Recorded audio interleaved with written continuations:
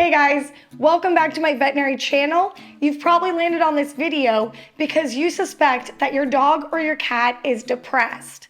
And you're right. Animals have emotions just like humans. And I'm glad that you guys are trusting me with this topic because I have a lot of tools and tips for you guys that you can use for your pets.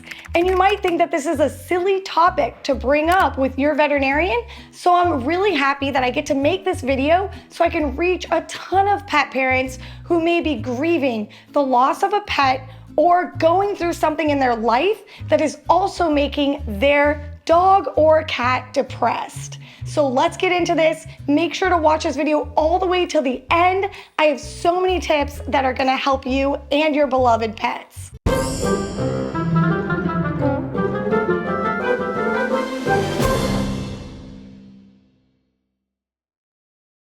I'm here today with Skylar. This is gonna be our emotional support dog as we talk about doggy depression. But first, I wanna tell you guys a real life example of a dog that was depressed, and it's actually my own dog. So growing up, I had a lot of dogs, but these are two girl dogs that were really close to me, my Doberman Penny and then my Labrador mix Lady. So Lady actually lived to 18 years old, but when Lady passed away, Penny, my Doberman, passed away a month later. And I could clearly see that Penny was getting depressed the moment that Lady died. She was looking for her around the house. She wasn't sleeping as well as she used to. She seemed nervous and agitated. She also stopped eating, and that is something she never did. And these are signs that you guys may be experiencing right now with your dogs, wondering, are they depressed? And they are. These are signs of depression. We're both mammals, humans and dogs, and we have emotions. As a veterinarian who's very passionate about pets and owning a ton of pets and making sure they're all happy, this is where I've pulled some of my tips from, my own experience. Ultimately, Penny was put to sleep. She was 100 pounds and she couldn't get up to walk anymore from her depression. So we humanely put her to sleep because she was soiling herself and it wasn't a quality of life anymore for her. So if any of this resonates with you guys about having a pair of dogs where one of them passes away and then shortly after the other one does because they're so strongly bonded together, please put your stories in the comments below. It will help me to read it and other pet owners who are going through the same thing. So that is the main situation, is a pair of dogs, one passes away and the other one is depressed. Another reason for dogs to become depressed can be your lifestyle changes. The first thing is you had to move. Let's say you lived in a big house with a big backyard and now you guys live in a little apartment or a townhome or even moved into the city where your dog doesn't have their lifestyle where they used to run around, get their energy out, and now they're kind of constrained to an apartment and they start to seem dull after a while and jaded and kind of upset, and then this can lead to depression in them. Another one is divorce or a breakup. Like a boyfriend and girlfriend are together for, 3 years. They got a puppy together, then they break up. The same thing with marriage and divorce. And the dog is attached to both of you. And now the dog doesn't get to see one of the humans ever again. They might sit there waiting at the door for this person to come home. It's truly sad, and it also confirms my point that dogs are like our children and we should treat them like that. And before I tell you guys how we can deal with their depression, there's one last thing, and that could be a new medical diagnosis for your pet.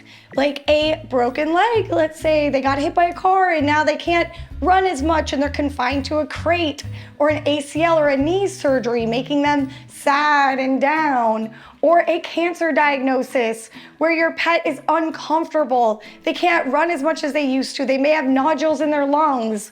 These are things that can really make your dog depressed and seem sad, lethargic, and of course not want to eat because they're sick. So let's talk about how we're gonna help depressed dogs, and it's all situational. So if your dog lost their partner, the thing I love to tell people to do is get a puppy. Don't go show your husband this or your wife, they might come kill me because they don't want another dog, but your dog does. So dogs are pack animals, and it truly makes them happy having a friend. And your dog's depressed right now because they lost their friend. But this is also very situational again, because a middle-aged dog who lost a friend, sure, they could benefit from a puppy.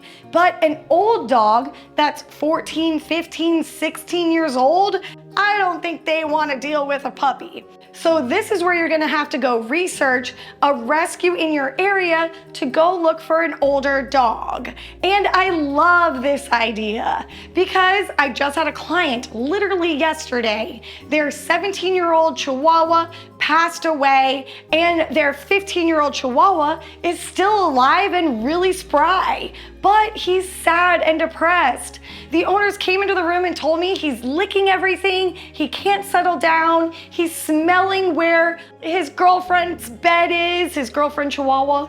You know, we talk about them like they're humans, that's what we do. And he's just really upset and doesn't seem like himself, and he stopped eating. So this is something that I deal with on a weekly basis with clients where a pair of animals lose their friend. So we had a long conversation about getting their male 15-year-old Chihuahua a new older girlfriend. So that's exactly what they're gonna go do.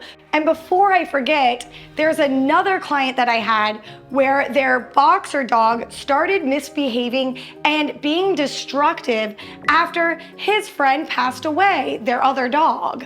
So they were coming in complaining about his behavior, almost wanting to give him up because he was being so destructive.